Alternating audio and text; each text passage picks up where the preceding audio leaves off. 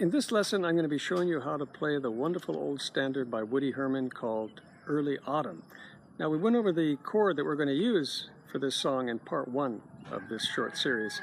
It's the major 7 chord that I call the ladder chord shape because it looks like your hand's crawling up a ladder when you make it. You'll need a low G on your ukulele to make the melody sound right in this arrangement that I'm demonstrating here. If you have a high G on your ukulele and play the melody, you'll see that it just doesn't come out right in certain places. But you can go ahead and play the chords and hum along or sing the melody. It's a great jazz progression, and the major 7 chord in this ladder shaped position is a good exercise and hand stretcher. I'm going to start out the lesson here with what I call a simple version, and that would be your first goal, is to learn to play it in the most simple way. And a lot of you may want to stop after that first simple version. Then I'm going to continue on and progressively add some things to it that become progressively a little more difficult to manage. So first, just work with that simple version, and if you can do that, then you've conquered the song. And if you feel like you can go on and get more information for it, then it's all there waiting for you.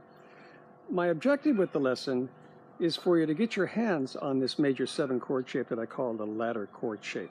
So you have a place to apply it, see how it's used, and use it in this very beautiful song.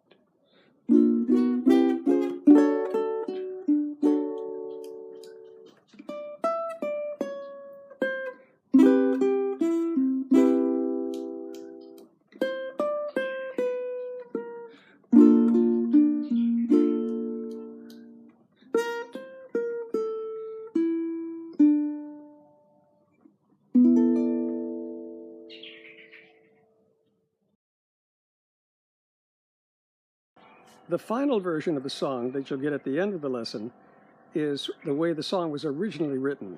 I've included all the chords to the song. The simple version doesn't include all the chords. It sounds beautiful just using the major 7 chord in this chord shape. But you'll hear the more complete, full version if you skip to the end of the lesson. Okay, let's take a look at the chord first and see where we're going to put it. We're using our ladder shape major 7 chord. Let's get a grip on it here, and let me move it up to this point. The index fingers on the 4th fret and the little fingers on the 7th fret. So there's the first place. Now we're going to slide it down 1, 2 to this position.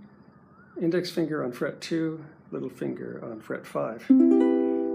Slide it down 2 more, 1, 2, and we end up here. And this is the familiar B flat major 7 chord. So this string is open now, and we're on fret 3 with the little finger.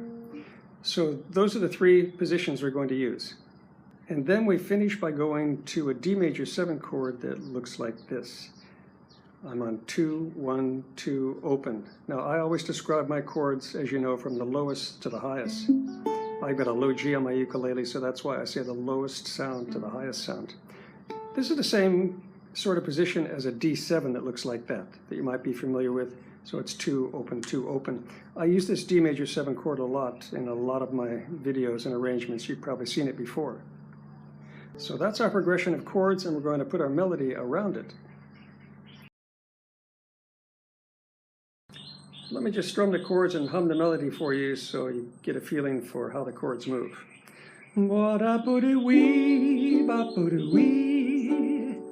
Chapwidity, bapwidadoo-wee, bapwidity, datwidadoo-wee, bapwidity-doo-wee.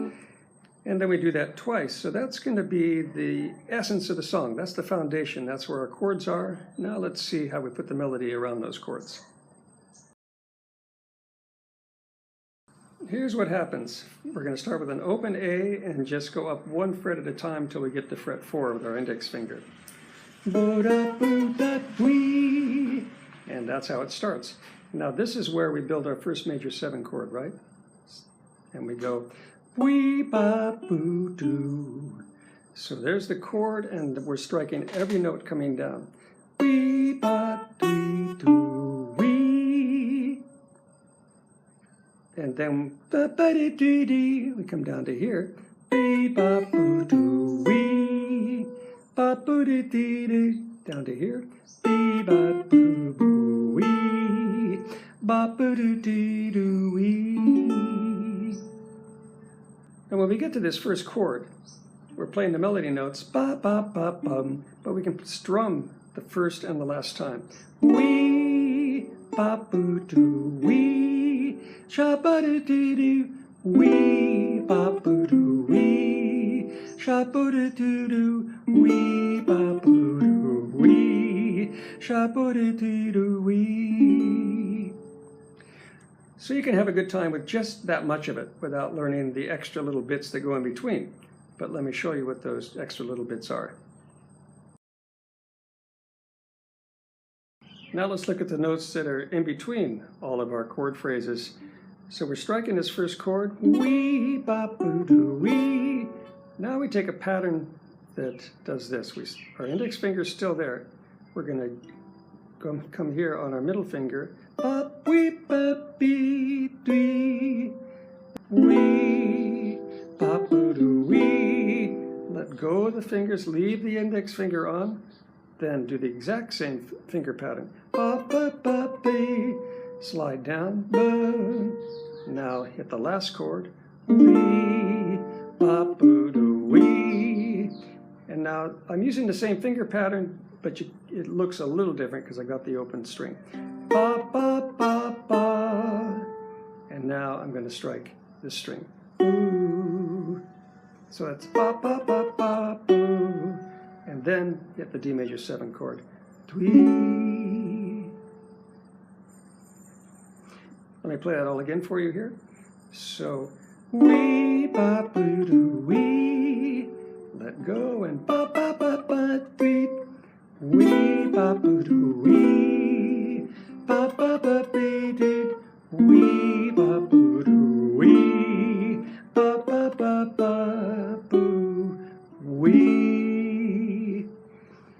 And now when I get to this major 7 chord on the last set of melody notes, ba ba ba ba, I like to use my ring finger here, even though it's the weakest finger in your hand, because that's where I'm going to make the rest of the chord. These fingers just go on it to make a major 7. Ba ba ba ba boo, da, the major 7 chord. You don't have to. If it's too weak, just use any finger. Ba ba ba ba boo, and then shift over dun, to the major 7 chord.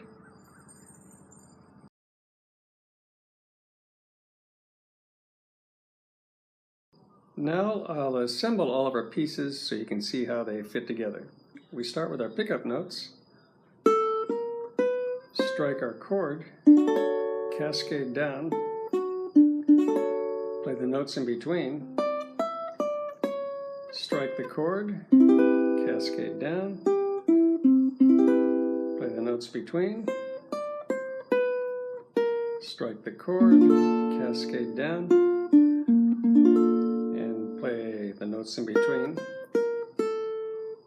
And now the D major 7 chord. That whole sequence gets played 2 times. And the second time through, you finish it slightly different. So we're on this B flat major 7 chord, cascade down, play the notes in between, but now we're going to play an open E here and play a single note D here on the 2nd fret. Now we could play a major 7 here or just a plain D chord, but I choose to go up here and play right here. And this is a nice 6/9 chord, 4/4-5/5. We use this a lot in the Jazzy Ukulele book, and in my arrangements I use this position a lot for a major jazz 6/9 chord. I'm going to show you something here that's another way to play it that you might find easier. What's going to happen is on every one of our major chords, we're not going to strike the whole chord first. We're going to play single notes coming back this way. We're going to play this and this and this. We're going to add our notes one at a time. And this makes it a little easier because getting to the whole chord is not so easy sometimes when you come up like this and jump to the chord. So watch how this goes and you might find it easier. Single notes. And now just play this single note on fret 4 and start adding on notes. Cascading like that one at a time. Now strike the chord and go to the individual. And now same thing, you've got your finger right here and cascade backwards like this. Strike the chord and then single notes. And here, and then finish off normally. So that's up to you. You can play it both ways. Play it sometimes with the whole chord first or just single notes going back. Okay, so that gives you the complete section of the song. And if you play it just like that, then you've succeeded in learning that first section. But I'm going to go on here and show you a couple of other things that you can use. They're not necessary. So you could stop right here and you've got the essence of the lesson. But if you'd like to learn these other things, I'll show you. It brings a little more jazz color to the song.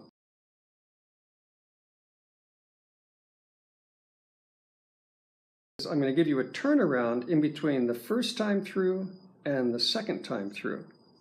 And here's what it is. We come down from this B flat and then finish off. And now I'm going to play these turnaround chords here and here. What this one is an F9 chord spelled 2, 3, 3, 3, and then down here to an A13 chord spelled open, 1, 2, open. Both these chords are typically used in the Jazzy Ukulele workbooks and a lot of the songs. So that happens in between the first time through and the second time through. Now at the very end, let me give you another ending that's kind of fun too. When we get to the end of the second time, we play the B flat major 7 and play our last sequence of notes, the open E, and now we play the single note D. Now what we're going to do is take 3 major 7 chords, the same position, starting with the B flat major 7, and then go up 2 frets, and up 2 frets, and that'll give us some nice elegant ending to the song. When you play this B flat here, you want to leave your index finger free because you're going to slide up 2 frets and slide up 2 frets, and you've got this nice ending. It's an alternate ending. The other one is just fine, the one I showed you the first time. But if you want to learn these things, it brings something to the song. I would suggest learning them after you've learned that first part. Get that really good, and then come back and add these things if you want. And there's something else we can do at the beginning of the song too that adds something to it that's kind of nice. What we do is start with our B flat major 7 chord and walk up 1 fret at a time till we get to this first chord of the song. So instead of playing single notes, we're going to play a major 7 chord on every one of those steps. So we start with our B flat major 7, go up 1 fret, just keep walking up till we get to our first chord, and then cascade down as usual. And continue.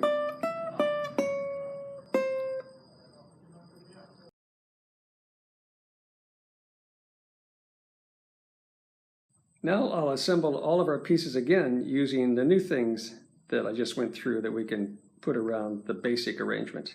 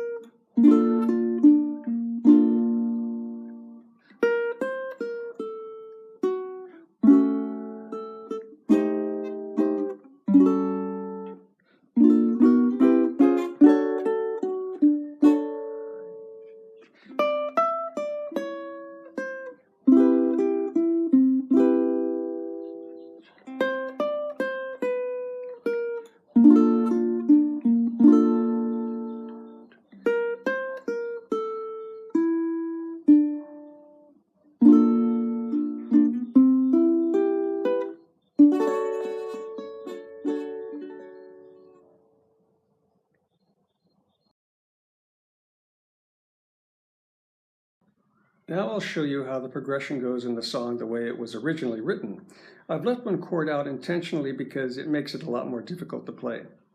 What happens is we have the same major 7 chords in the same way we used them before, but we're going to put a dominant chord in between each one of these major 7 chords.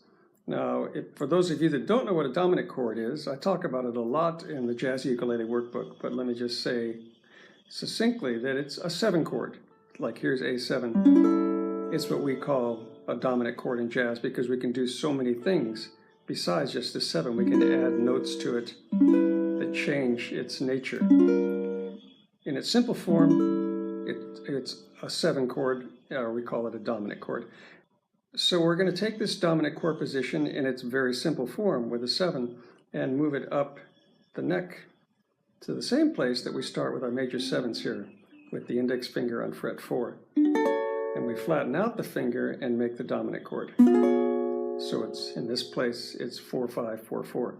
Then we go down to the major 7 as usual, and then do the same thing, flatten out the chord on the index finger, build the dominant chord, and once more, down to the B flat major 7, and the dominant chord in between, and ending with the major 7 chord.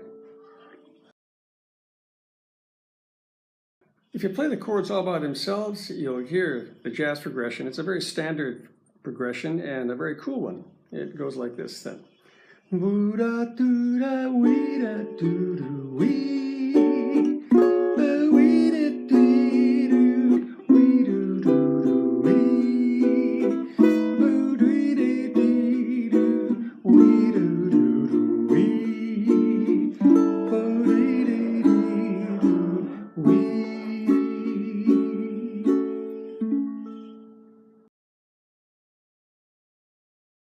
Here's how we put the melody to the chord progression now. We go up as usual, get to our chord, and we flatten out the finger, build the dominant chord, and then play the melody here. Now, if you hold on to this chord and played every note, you'd hear some very beautiful jazz chords. They're all dominant chords that are elaborations of the simple dominant. But to do that, it's very tough on the hand. I don't do it without hurting my hand, so what I do is strike the chord and then let go of it and then play the melody notes alone. And then I repeat this action exactly the same down here. I